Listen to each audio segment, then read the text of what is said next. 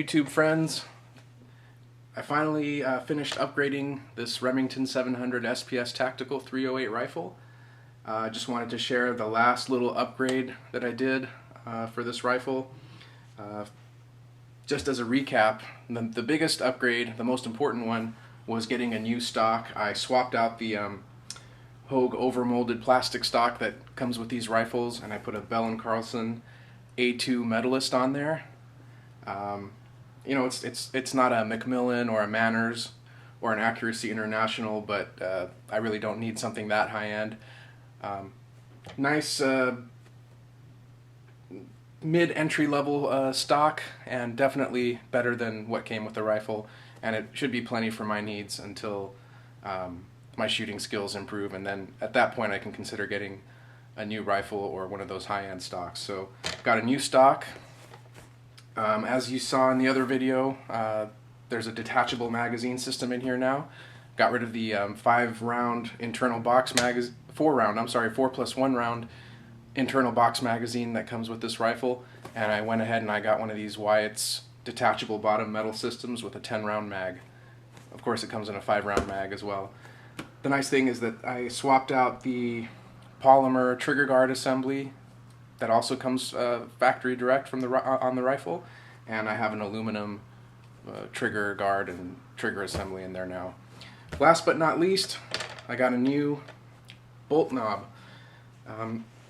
In one of my older videos, I showed you guys what was previously on there. I got one of these tactical bolt knobs from KRG, I think it's Kinetic Research Group. It worked pretty well. It's basically 2 halves that snap on over the existing Remington 700 bolt knob, and you know, I liked it. It was pretty good for $34. It was a nice little upgrade from that thin bolt knob that comes on Remington 700s, but I kind of got tired of it, and I decided to go ahead and really upgrade my bolt knob, and I got a Badger Ordnance Tactical bolt knob installed on there, and this thing's the real deal. It's a permanent modification. It's actually threaded on to the existing bolt handle, and I didn't do this myself. This is a real project. You have to have the machinery to thread the bolt handle and get this thing on there. So I found a gunsmith in Tennessee on eBay. I sent it into him, and after a couple of weeks he sent it back, and he did a great job. Unlike the other temporary bolt knob that I had before, which is plastic, this thing is, I believe it's anodized aluminum. It's not plastic, so I'm really happy with it. He did a great job, and let me show you how it looks here. And I'm real happy with it, and I think it just really looks nice. Besides having that nice big grip to cycle the action, just really looks good with the upgrades on this rifle, and it kind of gives it that nice polished tactical look. So got that Bell & Carlson bolt knob, and that's gonna probably be it for the upgrades on this rifle. I've invested, well, the rifle itself was about $650, and I've invested almost that amount in the magazine and the bolt knob and the new stock. So, of course, you know, it could have nicer glass. This isn't a Leupold or a Night Force or anything like that. A nicer scope would be great. A match trigger, of course, that would help things out, but at that point, it's really, if I have to do all that, I might as well just go ahead and get a new rifle. So yeah, I invested about $650 in this rifle, and hopefully it'll be money well spent. Just as an aside, this is a 20 MOA Picatinny rail assembly from EGW. That's another small little upgrade. Well, it's not really an upgrade. It's just a 20 MOA offset base to give you a little bit more range, so you don't run out of elevation. And of course I have a Harris bipod on there. The last thing I wanted to show you guys was I'm going to go ahead and do a function test. Now that I have my bolt back, we can see what happens. I did this off camera last night. The first round is a little sticky, I'll be honest. It's a little tough to get that first round in there, but then it seems like the remaining rounds cycle pretty well. So I've got 10 rounds of Winchester 308, the cool looking Lubelox bullet. This is the ballistic silver tip, yeah.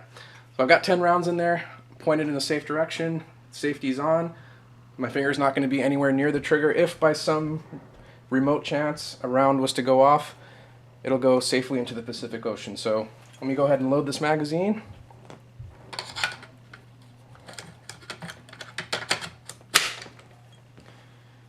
All right.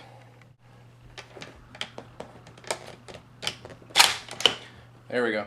You've got to muscle it. That is a drawback. That first round's going to be tough. Let's see what happens.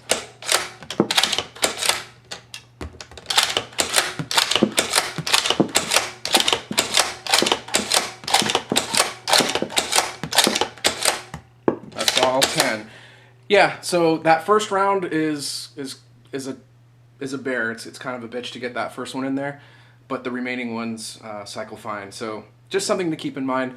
Again, this is a lower price point product than the gold standard Badger Ordnance system, but, well, as you can see, you do get what you pay for.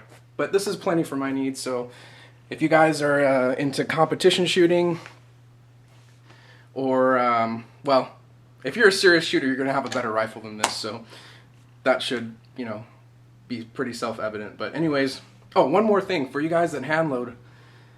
One minor drawback with these magazine systems is that you have to be careful about your overall length on your cartridges. I believe the maximum OAL that you can get away with in this is 2.88 inches. If you're going to go anything beyond that, you know, it's not really worth it to get one of these, because you're going to have to feed the rounds in one by one and do it as a single shot. Because it'll be too long for this magazine system. So anyways, just wanted to show you guys that nice new Badger Ordnance bolt knob. Got a real proper bolt knob on this rifle, and it's looking pretty good. Now the only thing left to do is to actually shoot this thing, and I hope to do that in the next week or so. So please feel free to comment. If you have any questions, ask away, and I'll be happy to help you guys out. Have a good weekend.